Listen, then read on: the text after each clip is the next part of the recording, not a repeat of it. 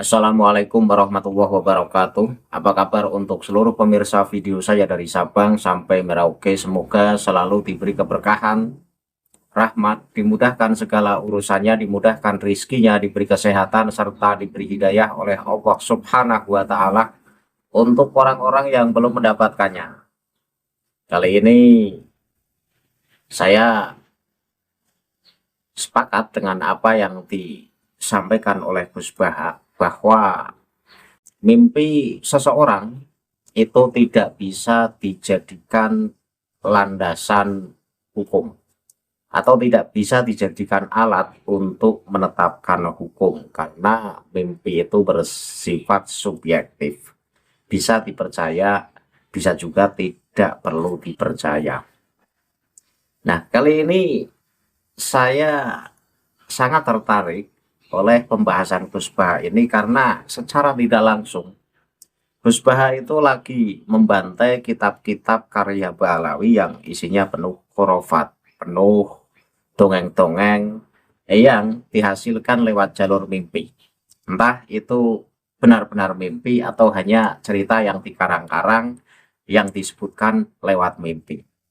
Banyak, ya seperti yang dikisahkan Gus Baha ketika ada seorang mimpi ketemu Rasulullah, kemudian Rasulullah bersabda, besok sudah waktunya puasa.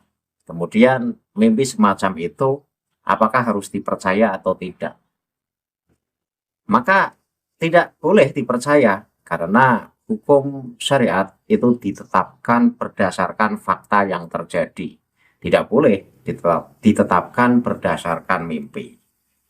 Nah, sebelum saya mengomentari apa yang disampaikan Gus Baha, alangkah baiknya kita simak video yang akan tayang berikut ini. Sehingga dalam ilmu hadis atau ilmu fikih disebut ada orang mimpi ketemu Rasulullah, misalnya saya ketemu Rasulullah dan beliau ngendikan besok Ramadan. Itu kalau di ilmu fikih la yu'tabaru qaulu, tidak perlu diikuti.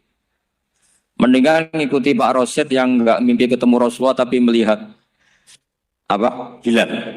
Saking nganggurnya di pinggir laut terus. Itu tidak apa-apa. Terus ditanya seorang ulama tadi, bagaimana Anda membandingkan mimpi ketemu Rasulullah dengan melihat hilal? Kata ulama tadi, mimpi ketemu Rasulullah itu hak Anda. Saya boleh percaya, boleh tidak. Tapi haddatsani rajulun minal ulama, haddatsani rajulun sampai Rasulullah setiap mengatakan haddatsani rajulun tambah yaqadatan. Bahwa Rasulullah secara terjaga ngendikan sumu li ru'yati wa aftiru li ru'yati. Fa in gumma alaikum fa akmilu iddata Sya'ban salasina yauman. Kamu puasa Ramadan ya karena melihat rembulan, nanti lebaran juga karena melihat rembulan. Nabi mengatakan itu secara yaqadatan terjaga. Sahabat menyaksikan riwayat itu juga secara terjaga. Tabi'in meriwayatkan itu juga secara terjaga. Sampai Mbah Mun, sampai Gus Zufur, sampai kita, semuanya diriwayatkan secara terjaga. Maka riwayat yang secara terjaga ini jangan dikalahkan oleh subjektivitas seseorang yang mengklaim mimpi ketemu Rasul. Bukan karena tidak percaya tentang mimpi itu tidak. Man ro'ani fil manam faqat ro'ani. Itu kan subjektif. Kalau setiap orang yang ngomong gitu kita percaya, ini hancur. Ya nak sing ngomong Habib atau ulama bisa dipercaya, nak sing ngendikan Pak Rosid tenan ta ora. Dari video yang baru saja kita saksikan, di situ Gus Baha mengatakan bahwa secara fikih ketika ada seseorang yang mengaku mimpi berjumpa Rasulullah, kemudian Rasulullah bersabda besok sudah waktunya puasa. Kemudian mimpi tersebut dipertanyakan kepada ulama. Bagaimana mimpi saya ketemu Rasulullah dan Rasulullah bersabda besok puasa dengan kenyataan bahwa hilal itu belum tampak. Maka yang harus dipilih adalah faktanya. Ketika memang faktanya itu kok belum jatuh waktunya melakukan puasa, hilal belum tampak, bulan belum tampak, ya maka mimpi seseorang yang katanya ketemu Rasulullah dan Rasulullah bersabda besok sudah waktunya puasa, ini tidak perlu diikuti. Kenapa ya? Karena mimpi itu subjektif. Mimpi itu hak seorang mimpi. Kita boleh mempercayai atau kita tidak boleh mempercayainya, karena semua orang itu bisa mengaku saya telah mimpi berjumpa dengan Rasulullah. Kemudian Rasulullah bersabda begini, begini, begini. Padahal belum tentu itu mimpi beneran. Bisa jadi orang tersebut hanya ngaku-ngaku mimpi ketemu Rasulullah. Itulah alasannya kenapa fikih itu ditetapkan berdasarkan fakta yang terjadi. Kalau memang faktanya itu belum waktunya bulan Ramadan karena hilal belum tampak, ya nggak usah memulai puasa karena faktanya memang belum waktu puasa, walaupun ada orang yang mimpi semalam Rasulullah bersabda bahwa besok sudah waktunya puasa. Apa yang disampaikan Gus Baha ini banyak berkentayangan dalam kitab-kitab karya Ba'alawi, bahkan pernah saya ulas dalam satu video yang sudah begitu lama, persis seperti yang dikisahkan Gus Baha. Jadi ada seorang wali yang mimpi ketemu Rasulullah, kemudian Rasulullah bersabda, besok itu waktunya Idul Fitri. Nah, akhirnya apa? Akhirnya mimpi tersebut dijadikan patokan oleh penduduk setempat, sehingga penduduk setempat itu membatalkan puasanya dan akhirnya melakukan Idul Fitri. Nah, yang semacam ini tidak bisa dibenarkan karena ulama fikih, bahkan dalam kitab-kitab fikih yang populer di mazhab kita itu disebutkan bahwa mimpi memang tidak bisa dijadikan sumber ketetapan hukum. Kalau hukum bisa ditetapkan melalui sumber mimpi, maka akan banyak hukum yang berbeda karena masing-masing individu bisa saja ngaku-ngaku mimpi. Nanti si A mimpi katanya Rasulullah bersabda begini, nanti si B ngomong lagi mimpi Rasulullah bersabda yang beda lagi, dan seterusnya. Maka akan menjadi kacau kalau mimpi-mimpi itu dipercayai. Maka fikih menolak ketetapan hukum kok berdasarkan lewat jalur mimpi, ini nggak bisa dibenarkan. Lah ketika kitab-kitab Ba'alawi kemudian seringkali mengisahkan hal-hal yang berbau mimpi, sumbernya dari mimpi, bahwa si Habib A semalam mimpi ketemu Rasulullah, kemudian Rasulullah memberikan hadis, misalnya hadis tentang kopi, barang siapa yang di dalam mulutnya masih ada sisa aroma kopi, maka orang tersebut diampuni seluruh dosa-dosanya dan masuk surga tentunya. Nah, itu mimpi-mimpi semacam itu tidak perlu dipercayai. Bisa jadi itu tidak mimpi tapi diceritakan seakan-akan mimpi, bisa jadi ya mimpi betulan tapi itu bukan Rasulullah, tapi itu iblis, karena bisa saja iblis ngaku sebagai Rasulullah. Banyak ya dalam kitab-kitab Ba'alawi bahwa katanya ada Habib Anu mimpi ketemu Rasulullah, kemudian Rasulullah bersabda, kamu dan seluruh sahabat-sahabatmu dosanya sudah diampuni oleh Allah Subhanahu wa Ta'ala. Banyak itu. Kalau mau mengkaji di kitab Syarhul Ainiyah, Masyra'ur Rawi, kitab-kitab Manaqib Ba'alawi yang populer itu banyak mengisahkan keramat-keramat yang sumbernya dari mimpi. Dan tak jarang keramat-keramat yang sumbernya dari mimpi itu bertentangan atau bertabrakan dengan syariat. Inilah alasannya kenapa sekali lagi mimpi tidak boleh dijadikan sumber ketetapan hukum. Nah, apa yang disampaikan Gus Baha sekali lagi secara tidak langsung itu mempreteli atau membantai kitab-kitab Ba'alawi yang seringkali menggaungkan mimpi-mimpi dari wali-wali mereka. Di awal apa yang disampaikan Gus Baha saya setuju, saya mengacungi jempol. Gus Baha objektif dalam menyampaikan materi bahwa mimpi tidak boleh dijadikan sumber ketetapan hukum. Saya sepakat.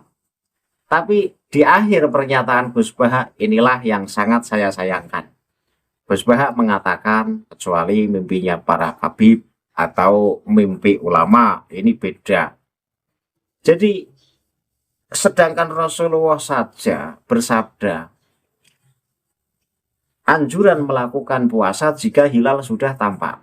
Anjuran untuk melakukan Idul Fitri jika hilal sudah tampak. Ini kan berarti harus sesuai dengan fakta, yaqodotan. Tidak boleh kemudian diisbat lewat mimpi. Lah kok Gus Bah ini tebang pilih. Kalau mimpinya orang-orang biasa tidak boleh dipercaya. Tapi kalau mimpinya ulama atau mimpinya kabib, ini beda lagi. Berarti kalau kabib mimpi ketemu Rasulullah kemudian mengatakan dosamu dan dosa seluruh sahabat-sahabatmu sudah diampuni oleh Allah, maka itu adalah mimpi yang benar menurut Gus Bah. Emang dikira menurut Gus Bah itu kabib-kabib itu orang-orang yang hebat, orang-orang yang jauh dari kata berbohong, orang-orang yang jauh dari kata menipu. Gus Bah ini tidak paham atau pura-pura tidak paham bahwa para kabib-kabib ba'alaw ini terindikasi orang-orang yang memang hobi menipu, hobi memalsukan sejarah, hobi memalsukan kuburan, bahkan hobi membuat cerita-cerita palsu, keramat-keramat moyang-moyang mereka agar dianggap sebagai orang hebat. Nah ini di sininya saya yang tidak setuju. Gus Bah ini menganggap bahwa kabib itu adalah manusia luar biasa sebagai dzurriyyah Rasulullah sehingga mimpinya ini boleh dipercayai. Lalu nyatanya orang yang disanjung-sanjung oleh Gus Bah ini ya memalsu sejarah, memalsu tokoh-tokoh pahlawan kita. Apakah Gus Bah ini tidak pernah membaca sejarah? Ini perlu kita pertanyakan sehingga tidak hanya ikut-ikutan karena Mbah Mun dulu begitu hormat dengan Habib, maka Gus Bah sebagai muridnya pun hormat dengan hormat yang berlebihan kepada Habib dan meyakini bahwa Habib Ba'alawi merupakan keturunan Rasulullah. Sementara ketika sudah dikaji dan sudah diteliti bahwa Ba'alawi bukan keturunan Rasulullah. Dan secara fakta, secara kajian ilmiah memang Ba'alawi bukan keturunan Rasulullah. Kok kemudian Gus Bah mimpi tidak boleh dijadikan sumber ketetapan hukum. Beda lagi kalau yang mimpi kabib atau ulama. Nah ini kan nggak ada keterangannya semacam itu. Bahkan dalam kitab-kitab fikih mazhab Syafi'i, ulama menyepakati mimpi tidak boleh dijadikan sumber ketetapan hukum. Ini tidak pandang mimpinya siapa. Karena jika nanti mimpinya ulama bisa dijadikan sumber ketetapan hukum, atau mimpinya kabib bisa dijadikan sumber ketetapan hukum, lah orang-orang yang disebut ulama atau orang-orang yang notabene kabib itu bisa saja mengarang mimpi, tidak mimpi tapi ngaku mimpi demi untuk kepentingannya pribadi. Lah ini bahaya. Maka dalil fikih yang mengatakan bahwa mimpi tidak boleh dijadikan sumber ketetapan hukum itu berlaku secara umum, tidak pandang itu ulama atau kabib. Jika ada yang mau mempercayai, ya percayai saja secara sendiri, tetapi jangan sampai kemudian dijadikan sumber ketetapan hukum fikih dan kemudian orang-orang dipaksa untuk mengikutinya. Ya, ini bahaya, Gus Bah ini bahaya. Kalau menjelaskan fikih, tetapi masih tebang pilih, masih pekewo. Ini kan masih pekewo Gus Bah. Pekewo, mimpinya orang biasa dianggap tidak perlu dipercayai, tapi mimpinya kabib atau mimpinya para ulama itu seakan-akan boleh dipercayai.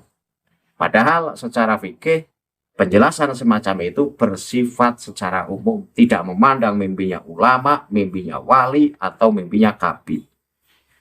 Ya karena fikih itu ditetapkan berdasarkan fakta yang terjadi, bukan ditetapkan dengan mimpi. Lah kalau fikih nanti boleh ditetapkan hukumnya lewat jalur mimpi, ya berat. Karena mimpi orang itu beda-beda dan belum tentu mimpinya benar-benar ketemu Rasulullah, tapi ngaku mimpi ketemu Rasulullah. Atau bisa jadi orang tidak mimpi ketemu Rasulullah, tapi ngaku ketemu Rasulullah. Nah ini bahaya. Bahaya. Maka saya katakan salah apa yang disampaikan Gus Bah yang mengatakan bahwa ketika seseorang mimpi ketemu Rasulullah dan mengatakan besok waktunya puasa, sementara hilal belum tampak, maka secara fikih kita harus mengikuti fakta yang terjadi. Ketika hilal belum tampak, ya berarti belum masuk waktunya puasa.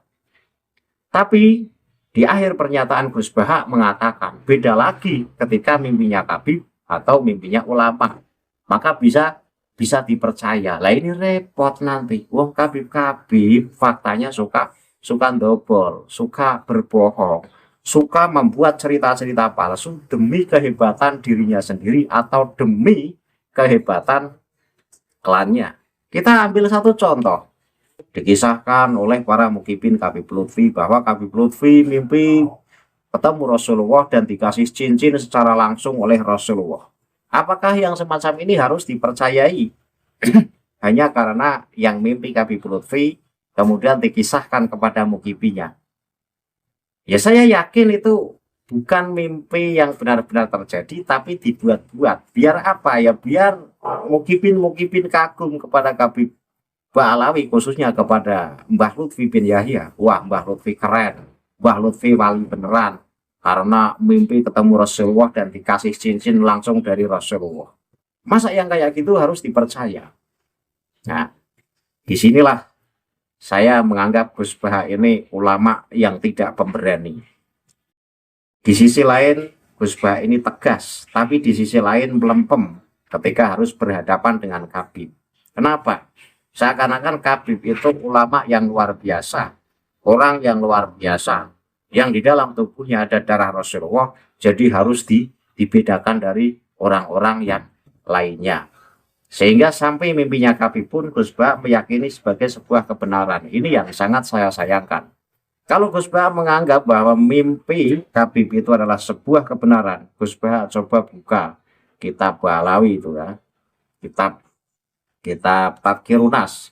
Di situ kan ada itu Habib yang mimpi ketemu Rasulullah, kemudian Rasulullah memberi 3 hadis ya, diantaranya hadis kopi, diantaranya lagi hadis barang siapa yang berdiri di depan wali, baik itu wali masih hidup atau sudah mati, maka keutamaannya itu 70 kali lipat atau gimana itu.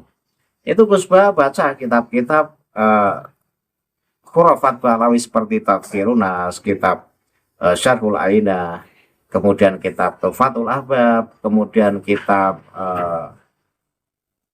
Masra'ur Rawi, kemudian kitab Al-Huror, banyak.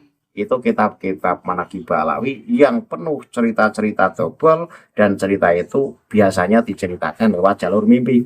Apakah Gus Baha akan mempercayainya? Hanya karena yang mengisahkan Habib dan yang dikisahkan Habib.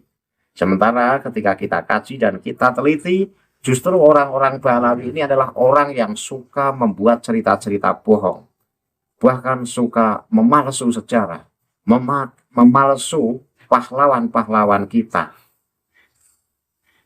Dan yang belum lama terjadi kan makam Mbah Priyo. Orangnya sudah dipindahkan ke makam yang lain. Tapi masih ngotot di situ di Khawli. Orang itu ABG anak buah kapal, boro-boro wali, boro-boro punya keturunan, karena meninggal tidak punya keturunan. Tapi kan ada yang ngaku ahli waris. Kemudian ya di Khawli, disebut sebagai wali yang masyhur, disebut wali yang berjasa mendakwahkan Islam di Indonesia.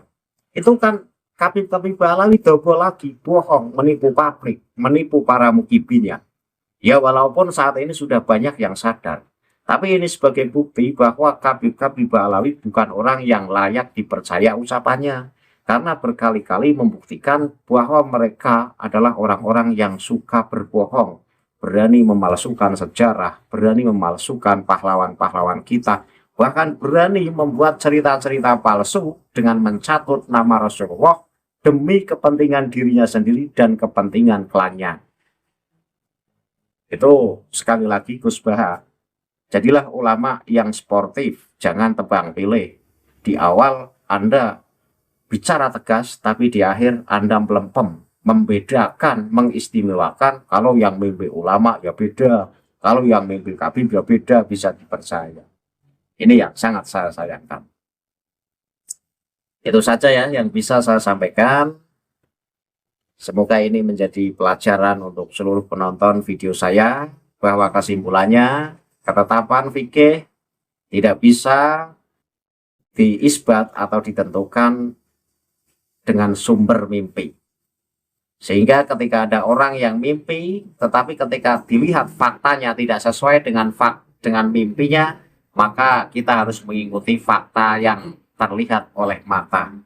Akhirul kalam, billahi taufiq wal hidayah. Wassalamualaikum warahmatullahi wabarakatuh. Salam paras untuk seluruh muslim di Indonesia.